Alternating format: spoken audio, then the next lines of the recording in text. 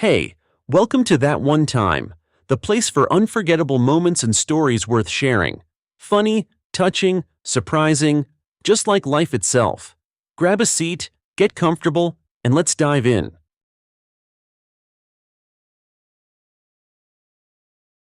Every evening, finishing her workday, Eleanor Mrs. Davies involuntarily slowed her pace. Approaching the last turn, she knew she would see the playground of the baby home, where children usually played at this time. Noticing a passerby, the little ones would rush to the fence, their eyes filled with pleading, and the bravest would quietly ask, "Auntie, aren't you my mummy?" The young woman's heart would ache every time. She could have chosen another path, avoided meeting these children's gazes, but the longing for motherhood was too strong. The sorrowful realization that she would never have her own child drew her to these moments when a stranger, an abandoned little one, seemed to ask, "Aren't you looking for me?" And this time, as always, she slowed her pace, looking at the playground with a mixture of fear and vague hope. The children were engrossed in play. Only one boy in a bright red jacket stood alone by the fence. He raised his eyes to the approaching woman, not saying a word, but in his gaze there was so much quiet pleading that Eleanor Mrs. Davies's heart trembled. As she walked past, the child's eyes followed her relentlessly. At home, Eleanor Mrs. Davies was in utter confusion. Her husband immediately noticed her state, asking anxiously, "Ellie, what's wrong? You look terrible." She began hesitantly, "Arthur, I've wanted to talk to you for a long time, but the words wouldn't come. I want to tell you." Her husband smiled, noticing her hesitation. "Ellie, you're starting so strangely. You're fidgeting, hesitating. What's happened? Is it something so important that it could turn our whole life upside down?" Eleanor Mrs. Davies quietly said, "You know, Art, that I can't have children?" Arthur Mr. Thompson sighed. "Ellie, why rake up the old wound? We talked about this. We've come to terms with our sorrow. Why keep coming back to it?" But Eleanor Mrs. Davies insisted. "Art, wait, listen to me. Every day I walk past the baby home, there are abandoned children there, unwanted by anyone except kind people." She continued, her voice trembling. "Today I saw a boy there, a little boy. He just stood and looked at me. His eyes turned my whole soul inside out." With pleading in her voice, she added, "Art, I want to adopt him. He'll be our son." Arthur Mr. Thompson cleared his throat hesitantly, objecting, "I haven't really thought about that. Would normal parents abandon their children?" Eleanor Mrs. Davies understood his doubts. "Oh, Art, I know what you'll say. But there are accidents, tragic circumstances. Not all these children are from troubled parents," she pleaded. "But Artie, please, let's go together. Let's look at this boy." This conversation lasted all evening, and even at night before bed, they returned to it again. The next day, Arthur Mr. Thompson met his wife from work, and they walked together along the familiar road. Eleanor Mrs. Davies walked with a pounding heart, tormented by doubts. What if her husband didn't like the boy? What if he had already been taken, or they wouldn't recognize him among the other children? But the boy was standing in exactly the same spot as yesterday. The couple approached the fence, trying to talk to him, but he remained silent, only looking piteously with his large gray-blue eyes. Then they decided to go in and talk to the director. Hope Mrs. Miller told them the boy's sad story. His name was Ethan, and he had recently lost his last relatives.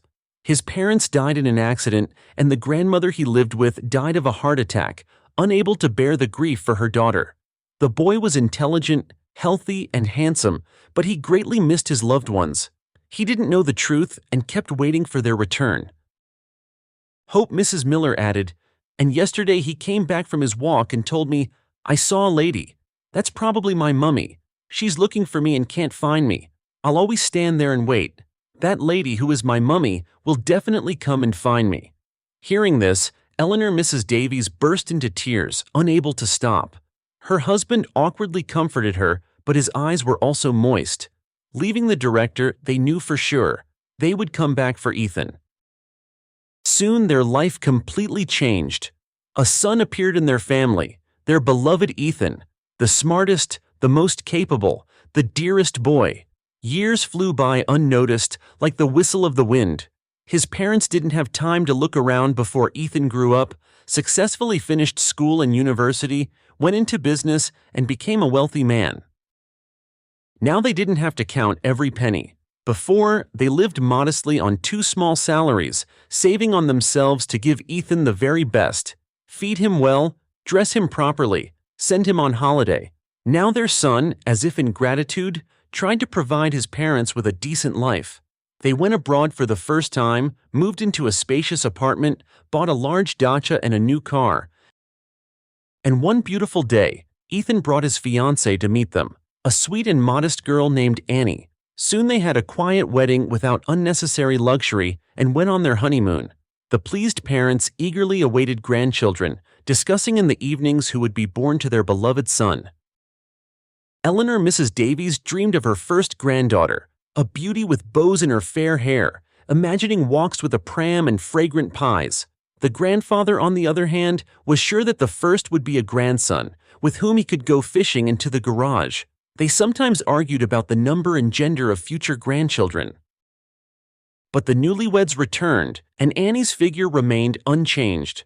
The parents timidly hinted to their son and daughter-in-law that it was time to think about a child, but the young couple just kept silent. Several years passed, and the longed-for grandchildren still hadn't arrived. One day, Eleanor Mrs. Davies couldn't bear it any longer and asked directly, "Ethan, when are you going to make us happy? We're so eager to cuddle." She was puzzled. "You keep putting it off. Why? After all, you're doing great financially. Annie works too. Is it because of your careers?" Her son blinked in confusion and replied sheepishly, "Mum, Annie has been given a disheartening diagnosis. She will never be able to become a mother." He added, "We've already come to terms with it. Perhaps that's how it was decided up above." Ethan continued in a quiet voice, "But I love Annie and I will never leave her. Let's not talk about this anymore. It's painful enough as it is." The elderly woman's heart ached.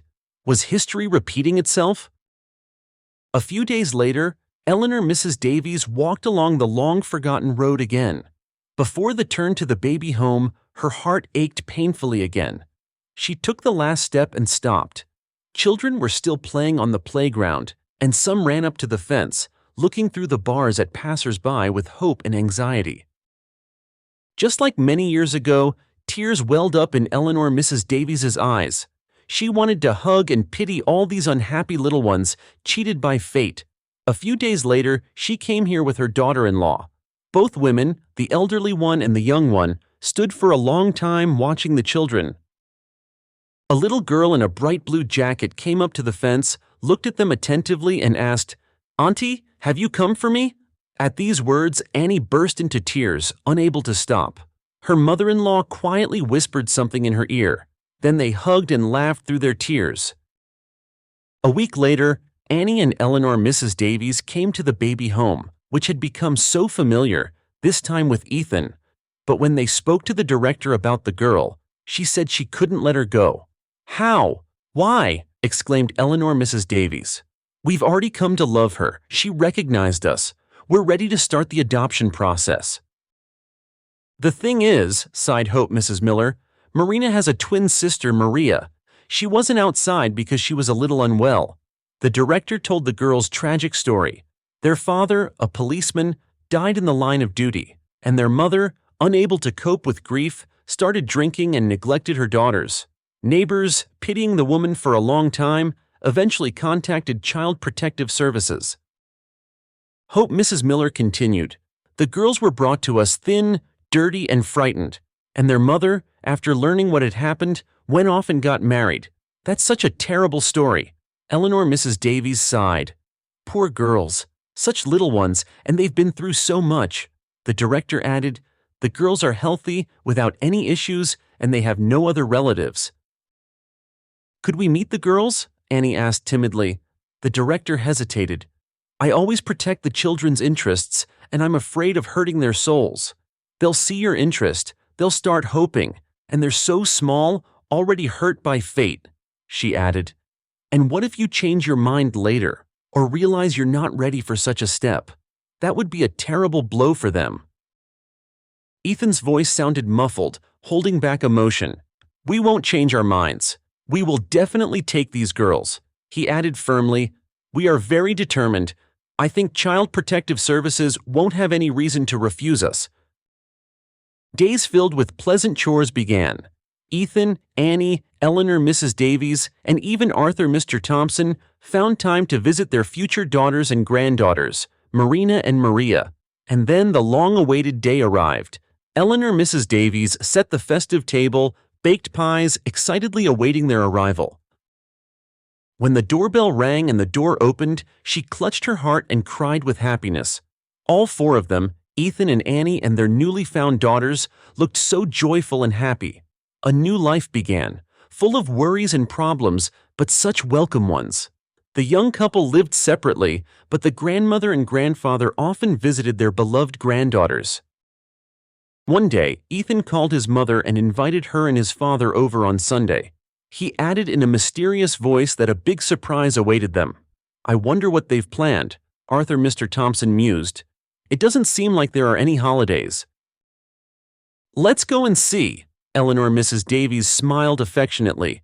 "They and Annie have been so busy lately, I don't really know with what, but I've been constantly looking after the granddaughters. They've become so big, so independent," she added proudly. "After all, Annie is a wonderful mother, moderately strict and very loving." And so Sunday arrived. Entering their son's apartment, the parents gasped in surprise. In the middle of the room stood a large pram, in which lay two chubby, rosy-cheeked babies. "What is this? How is this possible?" was all Eleanor Mrs. Davies could utter.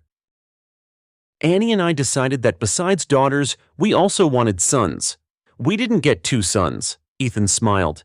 "Here, Grandma and Grandpa, meet them. This is Leo and Katie. They're already 5 months old.